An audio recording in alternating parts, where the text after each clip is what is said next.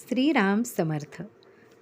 पवित्र मनाचा चिंतामणी, पवित्र जीवनाचा चिंतामणी, डॉक्टर CB कुलकर्णी यांच्या पुस्तकामधून. मौज अशी आहे की माणूस जन्मभर मनाची संगत करतो, पण ते मन कसे व केवढे आहे, ते देहात कसे राहते व देहाला कसे नाचवते, हे मरेपर्यंत माणसाला आकलन होत नाही. मन म्हणजे वजन नसलेली, आकार नसलेली, रंगरूप नसलेली, स्पर्श करता येत नाही अशी काहीतरी अद्भुत चैतन्य स्वरूप देहाच्या आत राहणारी शक्तिरूप वस्तू आहे, ज्यामध्ये आपल्या स्मृती, भावना, कल्पना, वासना, विचार इत्यादी साठवले जातात. पवित्र जीवनासाठी पवित्र मनाची नितांत आवश्यकता आहे व त्यासाठी अध्यात्माशिवाय व साधनेशिवाय दुसरा कुठलाही मार्ग नाही नाही नाही. साधना म्हणजे आपल्या आध्यात्मिक उन्नतीसाठी दररोज करायचे प्रयत्न. साधना करण्याचे अनेक मार्ग आहेत. सद्गुरूंची मानसपूजा, सद्गुरूंनी दिलेल्या नामाचे अखंड स्मरण, अध्यात्म श्रवण व नवविधा भक्ती, देवपूजा व देवदर्शन, साधन चतुष्टय, जप, ध्यान, धारणा, समाधी, सेवा, त्याग, प्रेम, आध्यात्मिक वाचन व आचरण, सत्संग, सत्सेवा, भंडारा, उत्सव, अन्नदान इत्यादी. साधना करणे हा फुल टाईम जॉब आहे. साधकाला विश्रांती नाही. साधना जोपर्यंत सकाळी आणि संध्याकाळी अर्धा अर्धा तास ठरवून करण्याची प्रक्रिया आहे असे वाटत राहील, तोपर्यंत खऱ्या उंचीची, खऱ्या खोलीची, दर्जेदार साधना होणे शक्य नाही. श्रद्धा व तळमळ. नियमित साधनेसाठी दृढ श्रद्धा व तळमळ आवश्यक असून, श्रद्धा हे परमार्थाचे मुख्य भांडवल आहे. जो परमेश्वरावर, सद्गुरूंवर, नामावर श्रद्धा ठेवील, त्याच्यावर साऱ्या जगाची श्रद्धा बसेल. प्रत्येक मनुष्य हा श्रद्धावान असतोच, कारण श्रद्धेशिवाय आपण जगू शकत नाही. नास्तिक मनुष्यसुद्धा देव नाही या गोष्टीवर श्रद्धा ठेवीत असतो. श्रद्धा ही फार बळकट व मोठी शक्ती असून, जे काम श्रद्धेने होईल ते कृतीने होणे अवघड आहे. श्रद्धा सांगता येत नाही, दाखवता येत नाही. मी श्रद्धावान आहे हे सिद्धही करता येत नाही.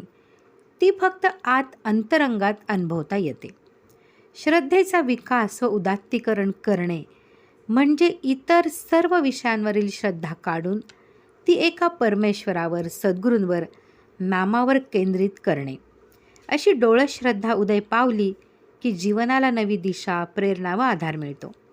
श्रद्धेला श्रेष्ठ धार्मिक आचार, विचार, उच्चार, सद्गुण, चारित्र्य व नीतिमत्ताची सांगड घालणे म्हणजेच श्रद्धावान होणे होय.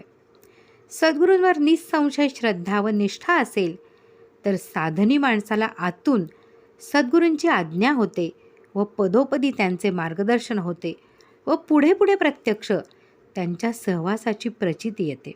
सद्गुरू. सद्गुरूशिवाय ईश्वर दर्शन नाही हे अगदी त्रिवार सत्य आहे. सद्गुरू हे प्रत्यक्ष परब्रह्म असतात. जन्मापासून मरेपर्यंत व्यवहारात आपण अनेक गुरु न सांगता, न मागता करतो, तर एखादा सद्गुरू परमार्थासाठी व मोक्षप्राप्तीसाठी का करू नये?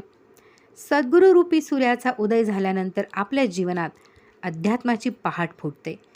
विश्वाभास मावळून जीवनाला संपूर्ण कलाटणी मिळते. सद्गुरू आपला हात हातात घेऊन आपल्याला ईश्वर प्राप्तीचा मार्ग दाखवतात. ज्याप्रमाणे लग्न लावण्यासाठी भटजी लागतो किंवा विहीर खणण्यासाठी पाणाड्या लागतो, त्याप्रमाणे आपल्या हृदयातील परमेश्वर दाखवण्यासाठी सद्गुरूंची नितांत गरज आहे. खरं निरपेक्ष प्रेम, दया, क्षमा, शांती, करुणा, खरी आस्था ही फक्त सद्गुरूंच्याच ठिकाणी असते. बाकी इतर प्रत्येकजण आपापल्या स्वार्थाला चिकटलेला असतो. सद्गुरू आपल्या मनाच्या आरशावरील धूळ पुसतात, आपले चुकते कोठे ते सांगतात, आपल्याला जागे करतात व सन्मार्गाला लावतात. गुरुबिन कौन बताये वाट, बडा कठीण यमघाट. एकदा गुरु भेटले की जगात आणखी काही मिळवण्यासारखे राहत नाही. गुरु आज्ञा हेच साधन, तीच तीर्थयात्रा, तोच परमार्थ व तेच सर्वस्व होय. गाडीत जसे आपण ड्रायव्हरवर विश्वास ठेवून स्वस्थ झोपतो, त्याप्रमाणे सद्गुरूंवर आपल्या जीवनाचा भार सोपवून आपण निष्काळजी व्हावे. ड्रायव्हरपेक्षा सद्गुरू नक्कीच श्रेष्ठ आहेत. सद्गुरूंचे वर्णन शब्दाने करता येत नाही. हेच त्यांचे खरे वर्णन. ते अंतरंगातून जाणून घ्यायचे असते. सद्गुरूंच्या भोवती मनाला समाधान देणारे, अस्वस्थ मन शांत करणारे व मनाला निर्भय करणारे एक शीतल, पवित्र व भव्य दिव्य वातावरण असते. सद्गुरूंमध्ये मानवता व ईश्वरता यांचा सुरेख मधुर संगम असतो. आपले सद्गुरू दिसत नसले तरी ते आपल्या घरात वास्तव्य करून आहेत ही जाणीव ठेवून वागावे व ते आपल्याला 24 तास पाहत आहेत हे भान ठेवून वागले तर आपल्या हातून वाईट कर्म घडणारच नाही. रोज पहाटे सूर्योदयापूर्वी आपल्या सद्गुरूंची मानसपूजा करावी. सद्गुरूंना शरण जाणे ही माणसाच्या जीवनातील एक क्रांतिकारी घटना आहे. त्याने माणसाच्या जीवनाला एक नवीन दिशा लाभते व त्याच्या जीवनात एक आमूलाग्र बदल होतो.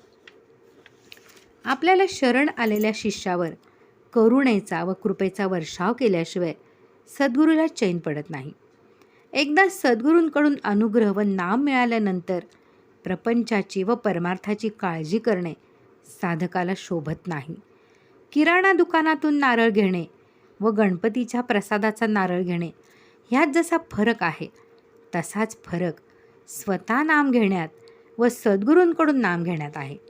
सद्गुरूंची संकल्पशक्ती, उपासना व तपश्चर्या त्या अनुग्रहित मंत्रामागे असते.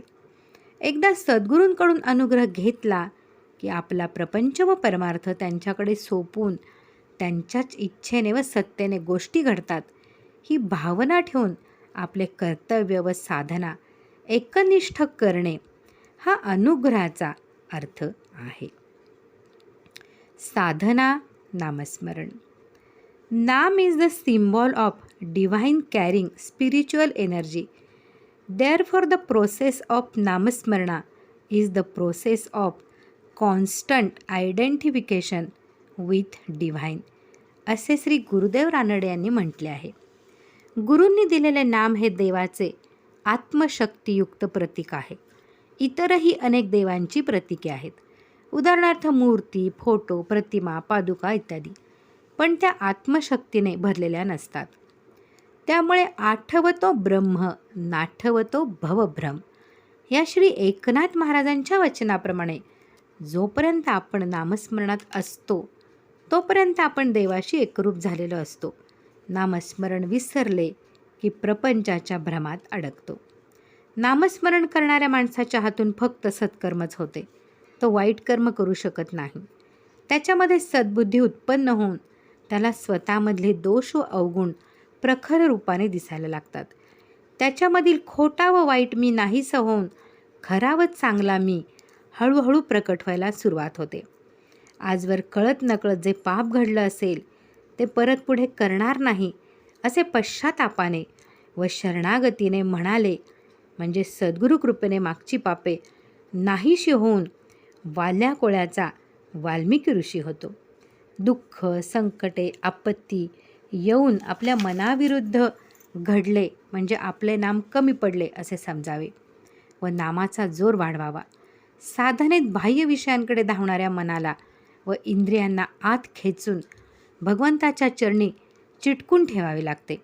मन अत्यंत चंचल, बलवान व नाठाळ असल्याने नामस्मरणानेच ते हळूवारपणे शांत व स्वस्थ होते. नामस्मरणामध्ये अफाट ताकद असून ते आपली स्वतःची जन्मपत्रिकासुद्धा बदलू शकते. तळमळीने, विश्वासाने, श्रद्धेने, दृढनिष्ठेने अखंड इतके नाम घ्यावे की आपल्या शरीरातील पेशींपेशी नाममय झाल्या पाहिजेत. ठराविक वेळेला, ठराविक स्थळी नियमाने व सातत्याने साधना केल्यास त्या देवता त्यावेळी तेथे हजर राहून आपल्या साधनेला जोर, बळकटी व शक्ती देतात व त्या जागेभोवती नामस्मरणाची वलय व कंपने तयार होतात. आपण नाम घेतो म्हणजे काय करतो हे समजून नाम घ्यावे. समजून उमजून केलेले नामस्मरण लवकर फळाला येते. आपण खरे नाही, भगवंत खरा आहे.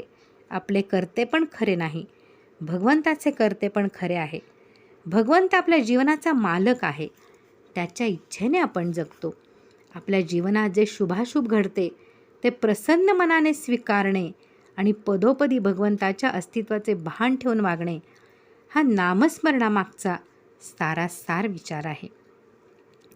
देहाला कष्ट न देणारा, परिस्थितीमध्ये उलथापालथ न करणारा, पैशाला व लौकिकाला धक्का न लावणारा, निकट नातेवाईकांचे प्रेमसंबंध कायम ठेवणारा, सामान्य इच्छा तृप्त करण्याच्या आड न येणारा, जगातील सुख व ऐश्वर कायम ठेवून देव जोडून देणारा, कोणत्याही स्त्री पुरुषांना कोणत्याही स्थितीत करता येणारा, मनाच्या कोणत्याही अवस्थेत आचरता येणारा, निश्चित फळ देणारा, धोके अगदी कमी असणारा, श्रुतीशास्त्रांना व साधू संतांना मान्य असणारा असा भगवंताच्या प्राप्तीचा उपाय असावा. ही सर्व लक्षणे नामस्मरणाच्या ठिकाणी प्रकर्षाने आढळतात. नामस्मरणाने साधकाचे मन क्षुद्र सांसारिक स्वार्थाचे डबके ओलांडते आणि ईश्वरासंबंधी इच्छांच्या स्वच्छ पवित्र सरोवरात रमायला लागते. भक्त म्हणजे भगवंताला वाहिलेली, भगवंताच्या अनुसंधानात मुरलेली, भगवंताच्या स्मरणात धुंद झालेली, भगवंताने व्यापलेली, वासना मेलेली, अहंकार किंवा कर्तेपणात जळालेली व भूतमात्रांशी विनम्र झालेली व्यक्ती होय. ईश्वराच्या प्रेमाने भिजलेला भक्त इतर भक्तांच्या अंतःकरणात ईश्वरी प्रेमाची ज्योत सहज पेटवून देऊ शकतो. हीच त्याची सर्वोत्तम समाजसेवा होय. ईश्वर दर्शनाने माणसांच्या देहात बाहेरून काही बदल होत नाही, पण त्याच्या अंतरंगात क्रांती होऊन त्याचे मन, मेंदू व पेशीनपेशी ईश्वराने भरून जातात. ईश्वराचे नाम घेतले असता रूप सहजीच प्रकट होणार आहे. अहर्निशी नाम घोकीत असता देवास भक्तापासून दूर जाताच येत नाही, असे श्री गुरुदेवांनी नित्यनेमावलीत म्हटले आहे. Doctor C.B. कुलकर्णी यांच्या पवित्र जीवनाचा चिंतामणी यातून साभार. श्रीराम जय राम जय जय राम.